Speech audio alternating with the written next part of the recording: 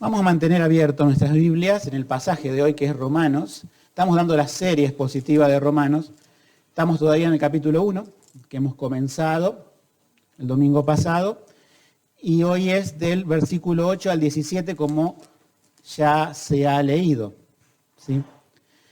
El título de hoy es No me avergüenzo del Evangelio de Cristo. Déjenme hacer una aclaración. ¿Por qué dice de Cristo?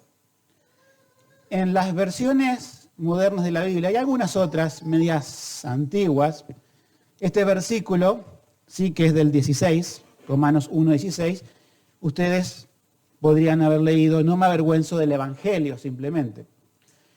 Pero las copias griegas del texto recibido, que es el texto que se usó en la Reforma del siglo XVI para traducir las principales versiones de la Biblia al mundo de aquel tiempo, ¿no es cierto?, tenían en griego esta palabra, confirmando o haciendo énfasis. Sabemos que el Evangelio es de Cristo, pero la misma Biblia decía, no me avergüenzo, decía Pablo, del Evangelio no mío, no de otra persona, sino del mismo Cristo, dándonos a entender este énfasis.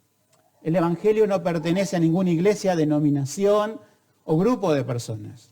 El Evangelio, cuyo dueño es Cristo, está revelado por Él cuando vino, se hizo hombre. Hoy hemos visto algo de eso en la exposición de la declaración de fe, que tomó forma de siervo y bajó a hablarnos cara a cara. Él no dejó su gloria en el sentido de que se despojó de su gloria sin tener más gloria. Vimos su gloria como gloria del unigénito, nos dice Juan 1. Simplemente veló su gloria, tras un velo de carne podemos decir, pero Él era glorioso en sí mismo y nos trajo este evangelio glorioso.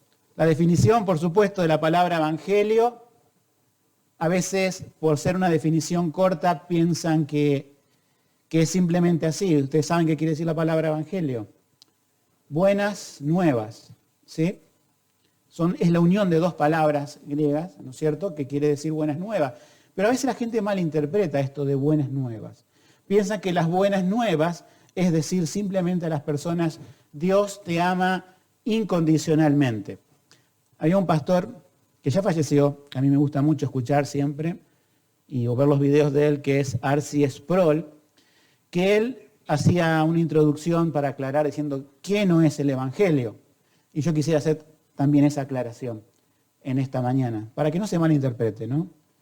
O sea, el Evangelio, al decir buenas nuevas, no es decirle a las personas, Dios te ama incondicionalmente, o sea, sin condiciones.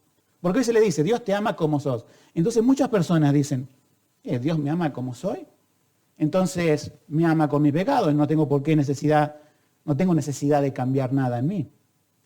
No, Dios puede amar a alguien a través de su Hijo Jesucristo. O sea, quien se refugia en su Hijo Jesucristo, que es el Hijo amado, esa persona es amada. Dice la Biblia que somos aceptos o aceptados, ¿en quién? En el amado. O sea que no somos aceptados como somos. O sea, Dios no ama incondicional al ser humano en sus pecados. Sí lo llama un arrepentimiento. Y cuando ese ser humano reconoce delante de Dios que es un pecador y busca refugio en Jesucristo, es amado incondicionalmente. Dios ama con un amor general al mundo, hace salir su sol sobre buenos y malos. Dios tiene compasión a pesar de que el hombre es un enemigo muchas veces de él. Ese amor general de Dios no lo negamos, está, ¿sí?, como un Dios creador que Él no se deleita en mandar gente al infierno, como decía R.C. Sproul, sino que es justo y tiene que hacerlo en aquel que no se arrepiente, pero ama con amor eterno a su iglesia. Entonces, no es decirle a las personas el Evangelio, Dios te ama incondicionalmente, sino llamarlo a un arrepentimiento para que esté bajo ese amor incondicional de Dios que solamente se da en Jesucristo. ¿Qué no es el Evangelio? Otra cosa, y a veces hemos cometido ese error, es pensar que el Evangelio es nuestro testimonio personal. Es parte del Evangelio, como alguien dijo, es un pre-evangelio. O sea, decir lo que Dios hizo en mi vida, cómo me cambió, cómo me transformó, no es predicar el Evangelio, pero sí puede ser una introducción al Evangelio. El Evangelio no es contar lo que Dios hizo conmigo simplemente. Es algo más todavía. Es un mensaje que Dios encarga al creyente, a su iglesia, a dar, un mensaje consciente, un mensaje que tiene que ver con Cristo. Yo puedo dar mi testimonio de lo que Cristo hizo en mí, pero yo no soy el centro, ¿sí? Yo recalco siempre esto a las personas que van a dar un testimonio en la congregación para ser candidatos a la membresía al bautismo. Una vez me dieron un testimonio así de largo, ¿no? Lo leí, decía, pero si esto es una película, el nombre que le tengo que poner a esta película es, y le dije el nombre de la persona, no es Cristo. Está bien que des tu testimonio, pero tenés que exaltar al Señor. Él es el que provoca la salvación, es el que vino a buscarnos. Entonces, el Evangelio no es decirle incondicionalmente a alguien Dios te ama, no es decirle simplemente, digamos, darle nuestro testimonio personal, tampoco, como alguien dijo, lo dicen muchos predicadores esto, Dios tiene un plan maravilloso para tu vida. Claro, no le podemos decir, Dios tiene un plan terrible para tu vida, pero se engaña a las personas para decirle, porque ¿quién piensa alguien cuando decir, Dios tiene un plan maravilloso en tu vida?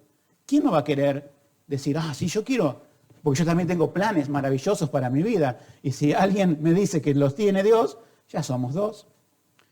Entonces, es el plan maravilloso, es el plan que Dios trazó en Jesucristo. Y cuando yo creo en ese plan y me identifico con Cristo, eso es maravilloso en mi vida.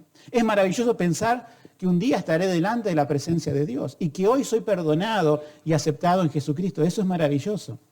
Pero muchas veces se malentiende y se plantea a las personas un plan maravilloso material para su vida. Un plan maravilloso sin sufrimientos y ofreciendo algo que no es el cristianismo. ¿Y qué provoca eso? Cuando las personas se dan cuenta de la realidad de la vida, se decepcionan y rechazan el Evangelio. Y después anda a predicarle el Evangelio a esa persona que le dijo a alguien evangélico, Dios tiene un plan maravilloso para tu vida, y me mintieron. Jesús dijo, el que quiere seguirme, tome su cruz. Miren qué maravilloso que es eso. En aquel tiempo, no es una cruz como llevan los católicos, es fácil llevar una cruz, ¿verdad? En aquel tiempo de llevar la cruz, es decir, voy a ir por las calles de esta ciudad con una cruz romana a mis hombros, voy a subir y me van a crucificar. ¿Alguien me acompaña? Decía Jesús. ¿Alguien quiere seguirme? Fíjense en el plan maravilloso que era. Por supuesto que muchos murieron, quizás parecido a la manera de Jesús, y fue maravilloso el plan de Dios, porque testificaron hasta el último momento de sus vidas de Cristo, y fueron abiertas las puertas eternas, y Dios recibió a esos mártires en su gloria. Y eso sí es maravilloso. Pero no estamos para decir a las personas que van a vivir un plan maravilloso en un mundo caído, condenado al pecado, y que pronto Dios va a entrar en juicio con él. Es decirles la verdad. El Evangelio es hablarle acerca de Jesús. Hablarle quién es Él, como Hijo de Dios, hablarle de su encarnación. Hablarle a la persona que está distanciada con Dios por causa del pecado, porque Dios cuando los creó los hizo perfectos, pero el ser humano se rebeló y se rebeló contra ese Dios creador. Y ahora ese Dios creador manda a su Hijo para ser el Salvador. Y cualquier pecador que se encuentra con esta realidad de Jesús tiene que rendirle su vida, pedirle perdón a Dios por sus pecados y creer que la muerte de su Hijo Jesucristo en la cruz es el intercambio, como habíamos cantado, que hace Dios por todo pecador que se arrepiente. ¿Cuándo la iglesia evangélica empezó a olvidar que se trata de un intercambio la salvación? Hace muchos años. Estoy hablando en términos generales. Hay iglesias bíblicas, hay iglesias que predican correctamente, pero también hay un mundo evangélico, obviamente un mundo católico y otro mundo pseudo cristiano que presenta a un Jesús que no es de la Escritura y que no presentan lo que es el Evangelio. Si no hace la prueba, yo siempre digo, hagamos esta prueba para evangelizar. Como en el caso, por ejemplo, uno dice, esto ya se repitió. Sí se repitió en el tiempo del apóstol Pablo. Pablo, recuerdan que tenía ciudadanía romana, pero era judío, y como judío, él le predicaba en la sinagoga a los judíos que decían, nosotros ya somos del pueblo de Dios. No lo eres, le decían. Si no aceptás al Mesías, si no crees que el Mesías es ese que crucificaron, ¿sí? Al costado de Jerusalén en una cruz, llamado Jesús, no podés ser salvo. Y ahí le explicaba el intercambio, que el pueblo de Israel lo conocía bien. El pueblo de Israel sacrificó animales por 1500 años y nunca se hicieron una idea, o nunca, muchos sí se hicieron una idea, pero una gran mayoría en el tiempo de Jesús no se hacía la idea de que ese intercambio entre un animal y la persona significaba el verdadero intercambio. El intercambio del Cordero de Dios, que iba a venir a este mundo y iba a morir en la cruz. Entonces, el mensaje del Evangelio es un mensaje de intercambio, y la gente lo olvida. La gente dice, Dios vino para que yo la pase bien y no vaya al infierno. Sí, es un intercambio. Él recibió la maldición que a mí me correspondía. El castigo que me correspondía a mí fue sobre él. Entrando en el texto bíblico, nosotros podemos ver que sigue con un saludo del Pablo. Hemos visto esto el domingo pasado, ¿no es cierto? Pero en el versículo 8 da gracias a Dios por medio de Jesucristo y de que, bueno, da una perspectiva de que el Evangelio es algo, como dijimos el domingo pasado, a todas las naciones. Y ahora se dirige a la capital de un imperio. Fíjense qué importancia esto de la carta de los romanos. Roma era la capital del imperio que ya venía hace siglos. Y ustedes saben, y no quiero entrar en complicaciones, ¿sí? Pero simplemente les digo, para aquellos que han leído el libro de Daniel, en el capítulo 2, que Nabucodonosor, ese rey, tuvo un sueño, ¿sí?, de una estatua gigante, ¿sí?, cuya cabeza era de oro, que representaba el imperio babilónico, el imperio que tenía él, que después vino la plata, como fases de la imagen, vino el bronce, que representaban al imperio medo-persa, a los griegos, ¿sí? Y finalmente, debajo de la estatua, sus piernas eran de hierro y sus dedos, o sea, los cinco dedos de los pies, era hierro mezclado con tierra, podemos decir. Ahora, imagínense esa estatua que soñó y ahora voy a qué voy, ¿no? ¿A qué quiero llegar con esto? Viene una roca cortada no con mano, es decir, que la corta Dios, viene del cielo y pega en esa estatua y le pegan los pies y esa estatua se rompe toda y cae a la tierra. ¿Y qué significaba esto? Que en el cuarto imperio, el romano, el que está abajo de todos, iba a venir la roca desde los cielos. ¿Y quién era esa roca? Jesucristo. Uno dice, pero bueno, una roca, uno diría, bueno, viene a conquistar, viene a destruir todo. Sin embargo, muere en una cruz. Y uno dice, ¿cómo se cumple esto de que el Mesías va a destruir el imperio humano para establecer un imperio que no tendrá fin, muriendo en vez de conquistando? Desde que Jesús murió en la cruz, estuvo el imperio romano ahí, también estuvieron los judíos, ustedes saben, estuvimos nosotros crucificando al Salvador, pero estuvieron los romanos en la crucifixión, pero Jesús murió y resucitó. Y él inauguró su reino, porque dice, el reino de los cielos se ha acercado, la roca viniendo, y que el imperio romano, uno dice, ¿pero desapareció en ese momento? No, en ese momento no, pero empezó a tambalear. Y el imperio romano siempre tuvo por enemigo principal al cristianismo. Y así fue que en algún momento el imperio romano, como lo conocemos, desapareció. Hoy todavía se está cayendo esa estatua en el imperio humano hasta que venga Cristo y mate al anticristo, que esto ya es algo más complicado. Pero ¿a qué voy con esto? Él dice que no se avergüencen del evangelio a la capital del imperio, a donde viene la roca, porque es poder de Dios.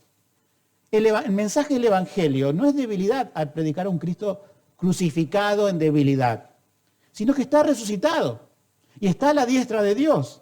Y todo ese imperio que se opone al evangelio en muchas formas, llega a su fin.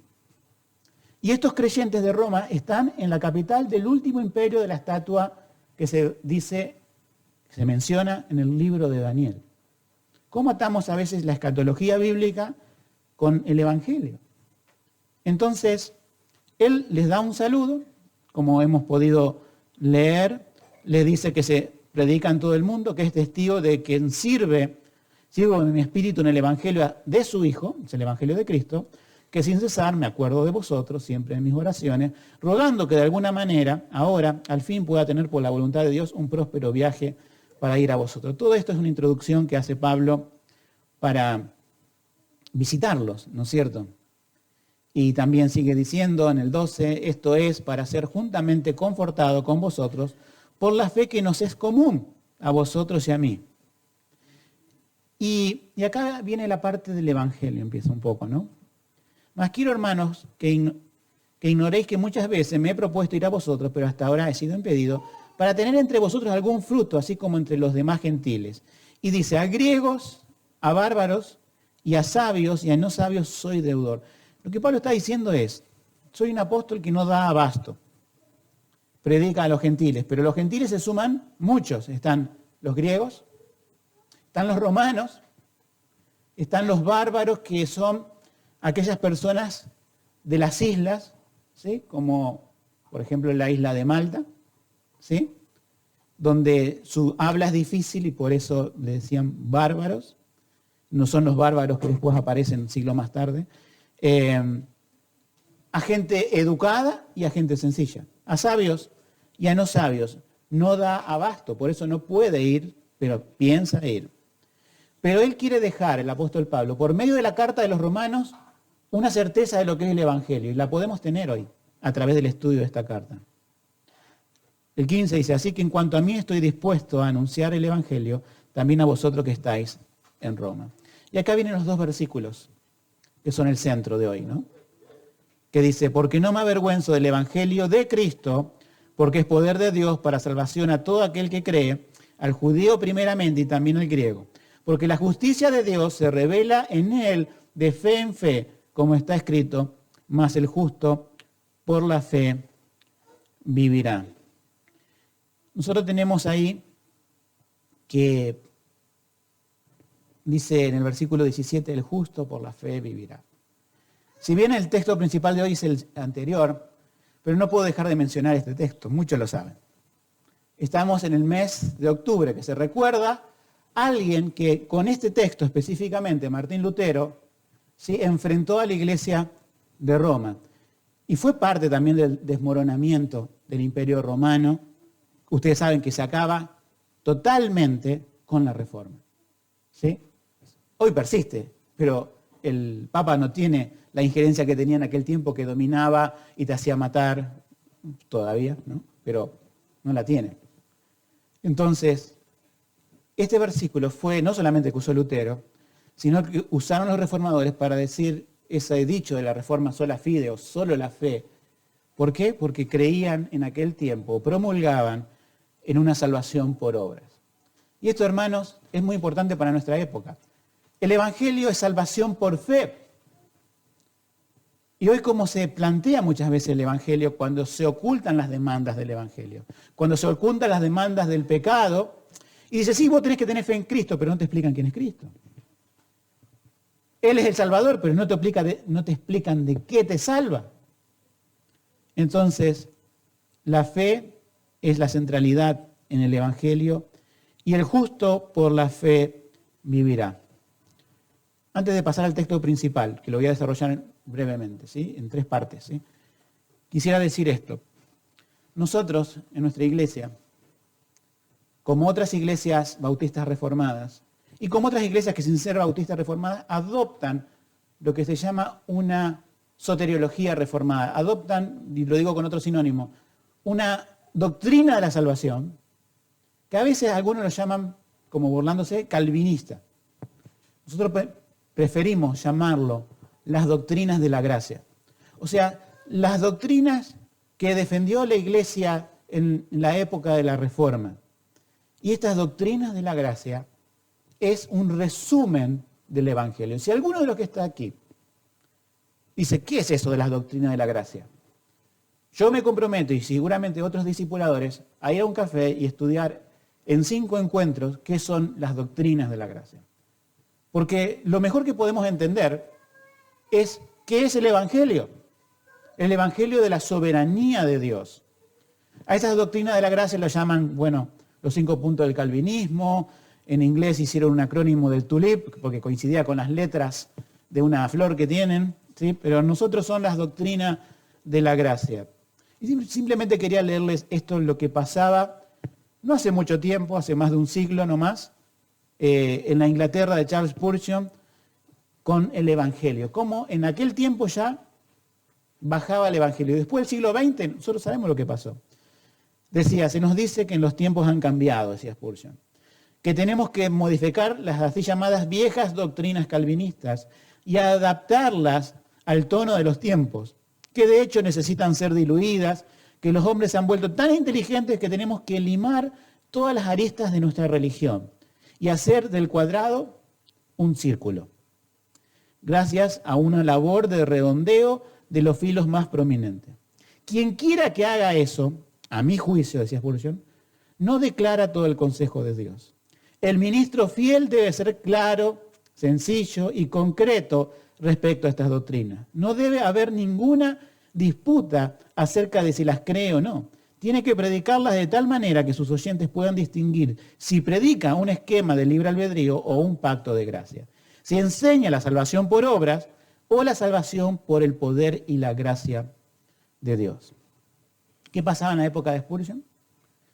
Se estaban avergonzando del Evangelio. Es el tema de hoy, ¿no? No me avergüenzo del Evangelio. ¿Cómo se avergonzaban las iglesias? Y bueno, no querían ofender a los hombres inteligentes de su época. Y del cuadrado limaron las puntas e hicieron un círculo. ¿Y cómo nos llega hoy esto, hermanos? La situación eclesial en términos generales, de la cual Spurgeon la veía en el siglo XIX como esto se viene así al final de su vida, ¿era? ¿Y cómo se vino? Hoy se trata de no ofender a los pecadores, ¿verdad? No es que vamos a ser personas brutas, es decir, viene alguien y lo ofendemos a propósito para que se vaya. No, no quiere decir eso. Pero no podemos ocultar el filo de la espada. La palabra de Dios parte y duele. Si debemos decirle, esto es pecado, y si tenemos que decir a la persona, estás enemistada con Dios y necesitas un mediador para acercarte a Dios. Pero si en cambio limamos todo eso y decimos a las personas, Dios te estaba esperando, bienvenido a casa, como dicen algunos. Bienvenido a casa, esto es tu casa, sin ninguna demanda de arrepentimiento ni del pecado, eso obviamente es ocultar lo que es el Evangelio. Vamos a ver primero me avergüenzo,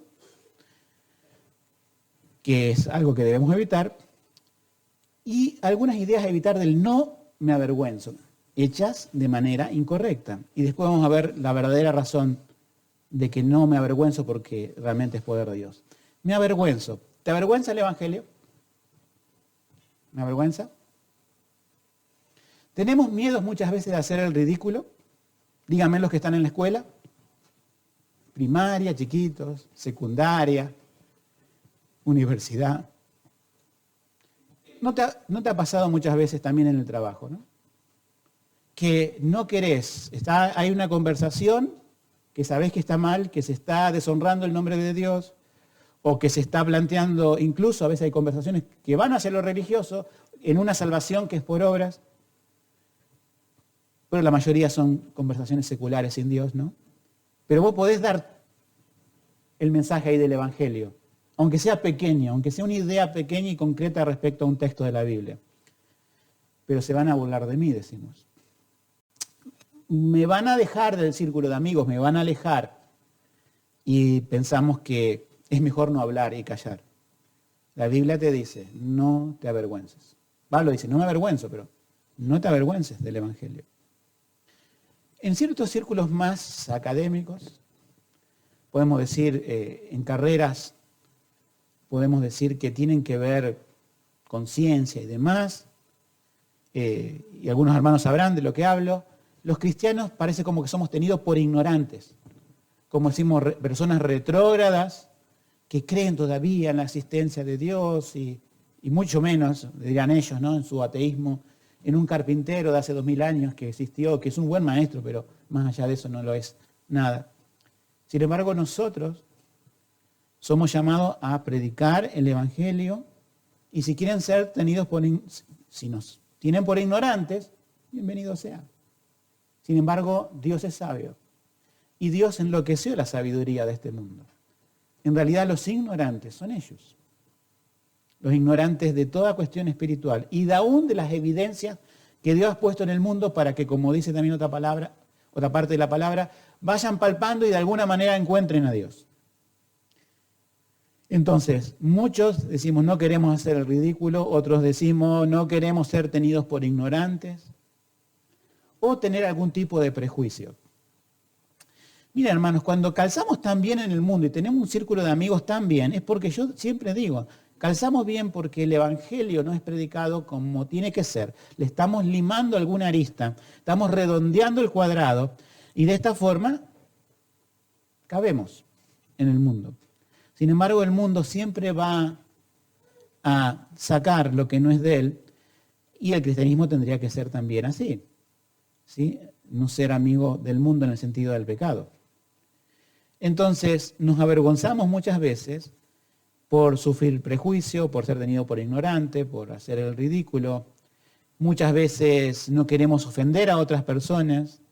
No queremos, y como la iglesia de hoy, ¿no? En la mayoría, no quiere ir en contra de la cultura. Quiere amalgamarse con la cultura y tiene que limar el Evangelio.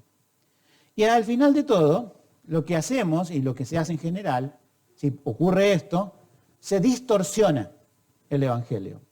Y ustedes saben que para Dios la mentira no es una mentira, podemos decir, dicha abruptamente, sino es la verdad mezclada o camuflada o diluido. El falso evangelio que nos habla la Biblia no es un evangelio que ataca a sí mismo el evangelio, sino que oculta la parte que es evangelio.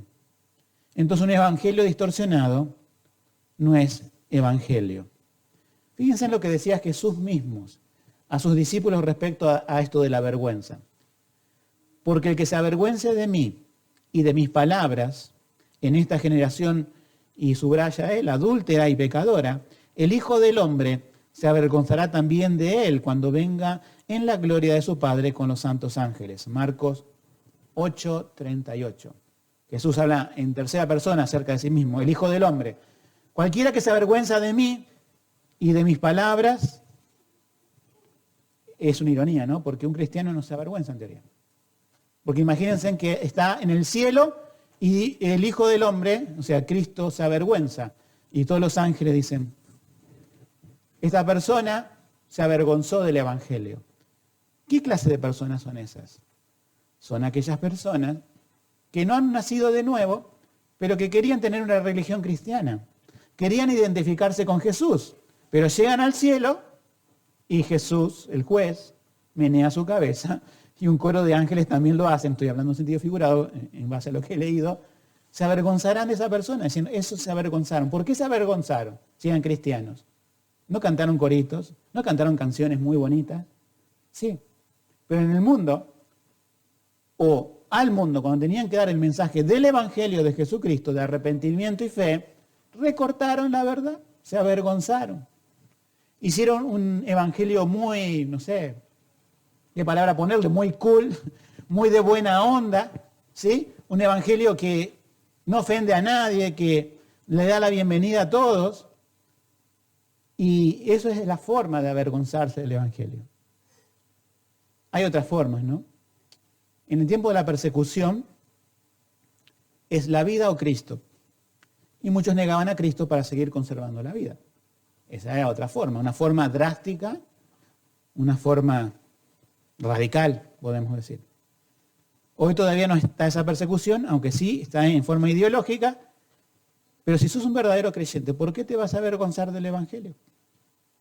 Bueno, alguno puede decir, y ahora entramos en la forma que uno puede decir, yo no me avergüenzo porque hago esto, y está equivocado. Les digo algunas formas equivocadas de no avergonzarse del Evangelio. Parecería raro lo que digo, pero es así. Yo soy una persona muy valiente, dirá alguno. Yo no me importa que hacer el ridículo, no me importa que me dejen de lado. Sí, hay personas que sí, no les importa este tipo de cosas, son muy impulsivas. Es su carácter y otras personas dicen, no quiero. Pero no es la razón para no avergonzarse del Evangelio tu carácter. No es la razón. Está bueno, está bien ser valiente, ¿no? Porque el reino de Dios es ¿de qué? De los valientes. Es la valentía que pone Dios, ¿no? Pero no es la razón principal. Otro podrá decir esto, soy muy inteligente. O podemos decir como iglesia, tenemos mucha doctrina, no nos tenemos que avergonzar de esto. Ustedes saben que los judíos menospreciaban a los que no sabían, diciendo estos son pobres, ignorantes, y de estos, decía la versión antigua, tengo el chip de la versión antigua, estos comunales, estas personas de gente común no conocen la ley, maldita es, delante de Jesús, ¿no? O después de haber predicado a Jesús. Sin embargo, ellos se creían más inteligentes. Pero esa no es la razón para no avergonzarse del Evangelio. ¿Sí? No es cuánta doctrina sé tampoco. Y tampoco es esto. Cuando somos mayoría. Porque cuando somos mayoría está todo bien. ¿Sí? Es cuando estás solo. A ver, ¿qué te pasa en el círculo de amigos? Pero si vas ya con un grupo de jóvenes, y capaz que. O si vas con la iglesia. O resulta que en determinado lugar la iglesia creció tanto y somos mayoría. Y no me avergüenzo del Evangelio y cantamos, no me avergüenzo del Evangelio. Ahí es fácil. ¿Sí? Pedro dice, sí, Señor, delante de todos los discípulos, yo voy a dar mi vida por ti. Y después está solito en la noche, en una plata, y viene una adolescente y le dice, ¿vos eras de lo que estaba con Jesús? Y dice, no, yo no era. ¿Ah? ¿Qué pasó ahí con Pedro? Se avergonzó del Evangelio de Jesús. ¿Sí? O sea, todo lo que salga de nosotros, nuestro carácter, nuestra inteligencia o lo que somos, no es la razón para no avergonzarnos del Evangelio. ¿Cuál es la razón? ¿Cómo dice la Escritura? No me avergüenzo del Evangelio, ¿por qué? Porque es poder de Dios, primeramente. Poder de Dios. Pero a veces pensamos, pero yo le hablé del Evangelio a alguien de la escuela y me lo rechazó y se rió de mí y se fue. Bueno, no deja de ser el Evangelio poder de Dios. Pero una ilustración visible de lo que es el Evangelio es cuando la persona se convierte. Porque es poder de Dios ¿para quién? Para todo aquel que cree. Leemos el versículo, ¿verdad? Porque no me avergüenzo del Evangelio de Cristo, porque es poder de Dios para salvación a todo aquel que cree. Entonces, el motivo para no avergonzarme es que el Evangelio sale de Dios. Y yo quiero que volvamos a esa figura profética que nos dice el libro de Daniel, de esa roca viniendo del cielo. Porque eso es Cristo. ¿Sí? Si nosotros tenemos, a veces uno dice, ¿para qué hay tan historias en la Biblia que no entiendo, que son difíciles, como eso que acabo de decir de la estatua de Nabucodonosor? Si alguno lo quiere leer en la casa, va al libro de Daniel, se lo lee todo, ¿sí? Para entender el contexto. Uno dice, ¿pero por qué? ¿Qué tiene que ver un rey de Babilonia con...? No, porque Dios estaba mostrando, a través de ese rey y la interpretación de Daniel, lo que es el mundo y la venida de Cristo, y lo que es el Evangelio. Nosotros estamos predicando de la roca no cortada con manos, que vino y su reino es eterno y destruye todo lo demás. Hoy está todavía el reino que queda de Roma, ¿no? El reino humano. Este mundo está bajo la tutela, por así decirlo, provisoria de Satanás, porque es el príncipe de la potestad del aire. Pero la roca ya vino y ya rompió, simplemente se está cayendo. Todo el mundo se está desmoronando. Esa es la imagen espiritual que tenemos que tener dentro. Todo el mundo se cae porque la roca ya pegó, ¿sí? Y nosotros estamos diciendo, Cristo es esa roca. Y el Evangelio es ese poder, cuyo reino, cuando ustedes lean Daniel, es eterno, que no tendrá fin. Todos los demás reinos se han caído. El hombre caerá, pero el reino de Cristo permanecerá. ¿Cuándo se inauguró ese reino? Cuando bajó esa roca, nació en Belén, fue envuelto en pañales, pero parecía algo que no era una roca, ¿no? Un ser humano común, y murió en una cruz, pero resucitó. Nosotros predicamos a un Cristo que está vivo, resucitado y está reinando, está a la diestra de Dios y está esperando que todos sus enemigos sean puestos por estrado de sus pies. Está esperando que se termine de caer toda esa estatua y va a llegar con su reino, el cual no tendrá fin. No me avergüenzo del Evangelio, es tener presente ese poder, que es el mismo Jesucristo. También es poder de Dios en este sentido. Cristo dijo, ustedes esperan en Jerusalén porque seréis investidos de poder de lo alto. El Espíritu Santo recordará todo lo que dije. El Espíritu Santo inspiró a los apóstoles, inspiró a los escritores bíblicos. La palabra de Dios es poderosa y más cortante que espada de dos filos. La palabra de Dios y el Espíritu Santo es ese poder también del Evangelio. Cuando nosotros damos a alguien un versículo bíblico con una explicación, es poderoso. Ustedes tienen que pensar esto, hermanos. Eso. A lo mejor uno dice, y a mí me pasa, ¿no? Me faltó cosas para decir. ¿O no te pasa? Estás hablando con alguien, o a lo mejor estabas en un grupo de personas y pudiste meter un bocadito, como decimos, pudiste decir algo pequeño. Y uno dice, sí, es peor que no decir nada, ¿no? Pero, y tendría que haber dicho más, sí.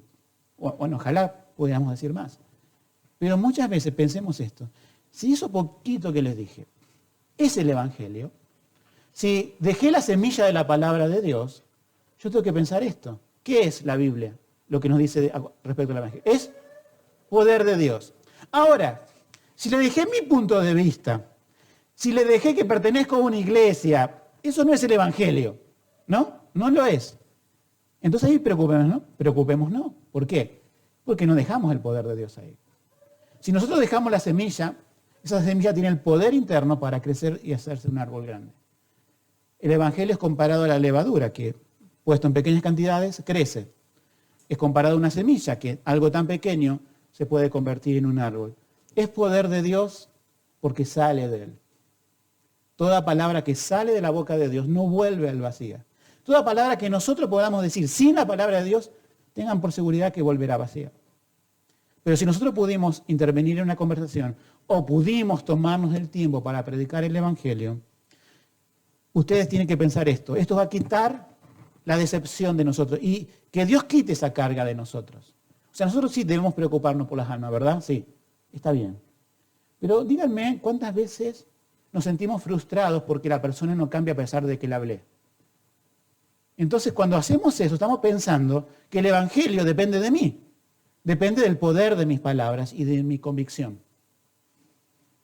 Por supuesto que nos duele cuando una persona rechaza el Evangelio, y más si es alguien que conocemos, alguien que es un familiar. Nos duele, eso no podemos evitarlo. Pero sentirnos decepcionados diciendo, si yo pienso y digo, yo le di la palabra de Dios, yo le di el Evangelio, pero no es mío, es poder de Dios. Es salvación para todo aquel que cree, pero es condenación para todo aquel que no cree. Va a ser una poderosa condenación, así también como puede ser una poderosa salvación, pero no depende de mí, depende del Espíritu Santo que cambie el corazón de esa persona, ¿sí? Entonces nosotros somos sembradores del Evangelio, pero no podemos obligar a que la semilla se reproduzca y crezca en el corazón de alguien. Eso lo hace solamente Dios. Entonces, dentro de las razones para no avergonzarse, ¿sí?, es que Cristo es esa roca que vino, que derribó al imperio humano y lo sigue derribando, ¿sí?, que es aquel que murió en debilidad, pero resucitó en poder. El verdadero evangelio no pertenece a una denominación, religión o movimiento. Déjenme aclarar esto, ¿sí? Recién dije que por un lado, nuestra iglesia tiene un resumen de lo que es el evangelio a través de las doctrinas de la gracia, ¿verdad? Hay todo un trasfondo doctrinal, teológico. Tenemos una escuela teológica acá, que se llama Instituto Spurgeon, y que damos teología en línea a muchas personas de acá de Rosario y de Latinoamérica. Ahora, eso en sí mismo, todo lo que podemos tener como andamiaje, ¿sí?, es decir, somos una iglesia, o algunos dicen somos una denominación, un movimiento, esa no es la razón para no avergonzarse. Somos simplemente el vehículo, la iglesia, para llevar este poder de Dios. Es importante mantener la humildad, es importante, ¿sí? Por un lado, vivimos en un mundo evangélico que rechaza toda doctrina y estudio teológico. Pero por otro lado, podemos irnos al otro extremo, ¿sí? De decir, somos todos teológicos y nos confiamos en un saber. Los dos extremos son peligrosos y malos. Nosotros sí debemos capacitarnos, pero somos pecadores perdonados por Cristo que van a otros pecadores para reconciliarlos con Dios. No debemos ir nunca en decir, el poder del Evangelio quiere decir que yo soy poderoso y el otro es inferior. No. Somos pequeñas criaturas, pero amadas por Dios, perdonadas por Dios. Y que tenemos en cierta forma un deber moral de ir y presentar el Evangelio, con la confianza en el Evangelio, con la confianza en que lo que predicamos no es religión en sí mismo, sino una persona, el Hijo de Dios, Jesucristo. Y como dice el versículo, y vamos finalizando con esto, hace esta aclaración, es poder de Dios y dice ¿para quién? Para judíos y griegos. ¿Sí? Quiere decir que no importa el lugar donde estemos. Podemos tener la cultura en contra, podemos tener la cultura a favor, pueden haber muchas iglesias o puede haber ninguna en nuestra ciudad. Puede ser que tenemos la cultura en contra en el sentido que muchos predican a Jesucristo, por ejemplo, entre el Islam. Y si lo agarran, lo matan. ¿Sí? Independientemente de la cultura que nos rodea, el Evangelio es poder de Dios. Algunos pueden decir, no, pero... y a veces uno hace, digamos, de la cultura, la microcultura que tiene, no, mis familiares son muy duros, no me van a escuchar. No, en el trabajo son todos ateos, no me van a escuchar. No, en la escuela están... Esa es una forma de menospreciar el Evangelio. Porque el Evangelio de Dios pudo convertir a alguien que era enemigo de la iglesia, y el que escribe esta carta es el apóstol Pablo. No recordemos eso, hermano. La cultura a favor o en contra no importa. Que nos feliciten o nos critiquen, no importa. Lo que importa es que el Evangelio es poder de Dios independientemente del medio externo. Y por último, el Evangelio, recordemos esto, es iniciativa de Dios. Él fue el que comenzó la obra. Él fue el que bajó. Él fue el que nos amó primero y por eso lo amamos a Él. O sea, el Dios que inicia el Evangelio es el Dios que hace que perdure el Evangelio en la iglesia y le dice a la iglesia, las puertas del infierno no van a prevalecer contra este Evangelio fundado en Jesucristo. 2 versículos y con esto termino. Dice Romanos 10:11, que después más adelante lo vamos a ver, y 1 Pedro 2:6. Dicen lo mismo para terminar esto de que no nos avergonzamos del Evangelio de Cristo. Dice Romanos 10:11, porque la Escritura dice, todo aquel que en Él cree no será avergonzado. Y 1 Pedro 2:6 dice, por lo cual también contiene la Escritura, he aquí pongo en Sión la piedra principal del ángulo, escogida y preciosa, el que crea en ella no será avergonzado.